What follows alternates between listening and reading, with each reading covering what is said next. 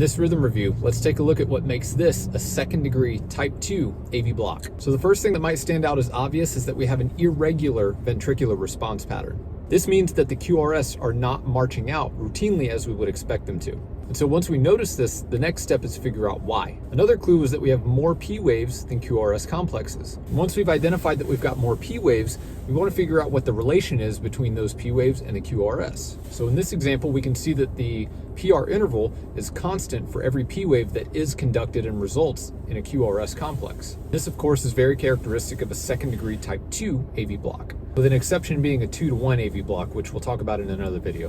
One thing that can make this a tricky rhythm strip is that the QRS complex is a little more wide than we'd like to see. So in cases like this, I want to emphasize that we should let the PR interval tell the story of what's going on with the block. With second degree heart blocks, some Ps are not getting through and resulting in ventricular depolarization. Complete heart block was an answer that a lot of people chose, but the reason this is not a complete heart block, even though we have a wide QRS, is that in a complete heart block, we'd expect to see two atrial and ventricular rates that are independent from one another and a PR interval that's variable and changing. And this isn't the case here. We can see that when the P waves are conducted, the PR interval is constant, telling us that there's some kind of relationship or communication between upper and lower chambers. Now in this case in particular, there might be an underlying conduction abnormality like a bundle branch block, for example. Remember, as nurses, we're not diagnosing this and we need a 12 lead to be sure anyway. So we're gonna go ahead and call it like we see it.